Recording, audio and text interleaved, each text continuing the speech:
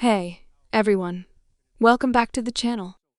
If you've ever wondered what goes on behind closed doors when it comes to U.S. trade policy, you're in for a wild ride. Today, we're breaking down a fiery Senate hearing exchange between Senator John Kennedy and a top U.S. trade advisor. This isn't your typical dry economic debate. This one had heat, logic bombs, and some eyebrow-raising contradictions. Stick around until the end. We'll unpack what this means for the U.S. economy. Before we jump in, hit that subscribe button if you love bold political analysis that cuts through the noise. Let's go. Senator Kennedy poses what seems like a no-brainer. If Vietnam agreed to drop all trade barriers and tariffs, should the U.S. do the same? The response, a hard no.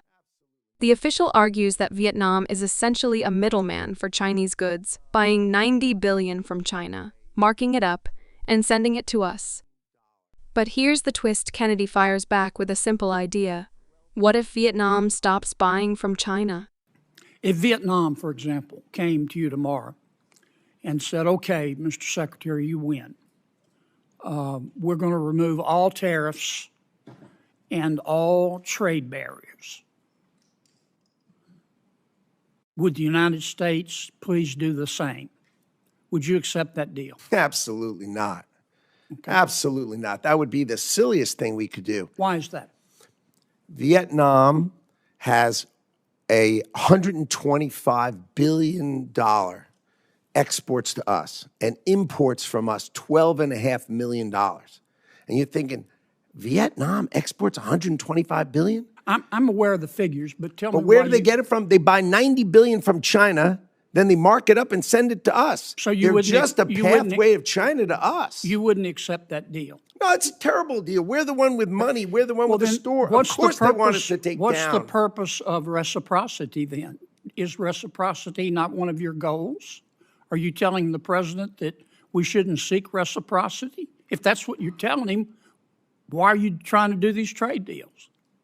What do we want? We want to encourage Vietnam to produce products they're great at producing. But I want to get back to reciprocity. You just said you don't believe in you don't accept reciprocity as a goal. What are you negotiating in these trade deals? Why would we open our bank account and their bank account when ours is 10 times bigger? Why are you negotiating trade deals? You're trying to get other countries to lower their tariffs and trade barriers in return for us lowering ours.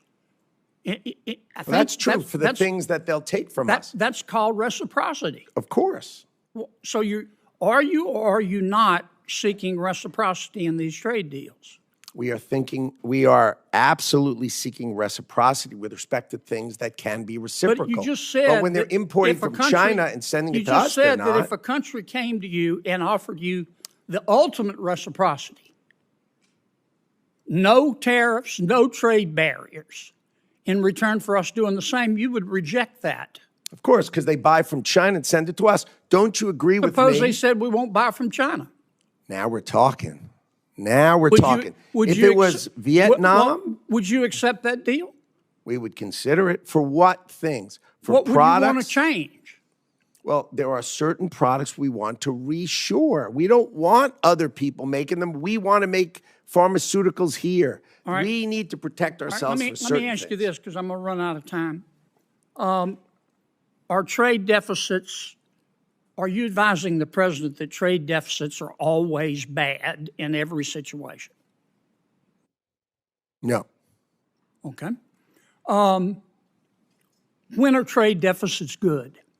Hit that subscribe button. If you're loving this breakdown, we're just getting started. Kennedy corners the secretary on a cornerstone of trade deals, reciprocity. On the one hand, the officials claim they're negotiating for fair, reciprocal deals. Trade deficits, for instance, let's say there was a company that had the cure for cancer. Let's call it Cancer Cure. And we were buying it and it was located in another country. We would obviously have a trade deficit with them because they have the only one of it. An example, our technology companies, our great technology companies, we're the only ones with it. So a trade deficit is okay if they're products we really need.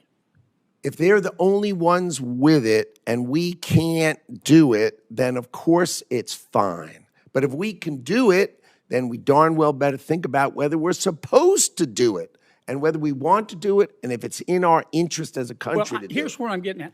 I've heard you say that trade, well, strike that. I want to go, I'm running out of time. I want to come back to another subject. Tell me your understanding of the Trade Expansion Act. I don't have a really good understanding of the term. I may know the act, but I may not know its title. You're not familiar with the Trade Expansion Act of 1962 that gives the president almost unlimited authority to impose tariffs so long as you conduct an investigation? You don't know about that? Oh, my 232s, of course I do. Okay. Sorry, I just didn't know the title of the plan, Yeah. but of course I know. Why didn't you advise the White House instead of proceeding under other statutes? Why didn't you advise the White House to proceed under the Trade Expansion Act? The president chose IEPA because he could do it swiftly and he could do it sweeping in order to address the underlying problems that had created the $1.2 trillion trade deficit that was haunting the United States of America. Have you read the opinion in VOS selections, VUS? I have. What role does the major questions doctrine play in that decision? I am not a lawyer, so I can't speak to it with that kind of precision. That's a litigation that's under current investigation. Are you familiar with the major questions doctrine? Not offhand, but I did, of course, read the decision. Well, about 3/4 of the opinion is on the major questions doctrine. Again, I tend to not know the title. I know the topic and the details of it, but I tend not to focus on titles. Sorry. I'm way over. Let us know in the comments. Do you think the U.S. should only do trade deals that are truly reciprocal? And don't forget to hit subscribe for more breakdowns just like this. Here's where the conversation shifts. Kennedy asks a big one. Are trade deficits always bad? Surprisingly, the answer is no. If the U.S. is buying something essential, such as life-saving pharmaceuticals or cutting-edge technology, then a deficit makes sense. It's about value, not just numbers. But when we're importing products we can make ourselves, the argument changes. Smart thinking or selective logic? Drop your take in the comments, and of course, hit that subscribe button if you want more clear, sharp economic insight. Kennedy flips the script. He asks the Secretary about the Trade Expansion Act of 1962, a powerful law that gives the president sweeping tariff powers if a national security investigation is done first.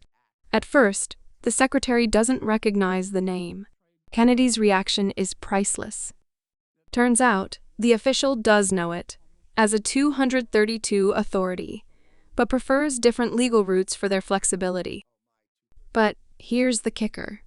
This raises serious questions about transparency and legal overreach. And if you've never heard of the major questions doctrine, you're not alone.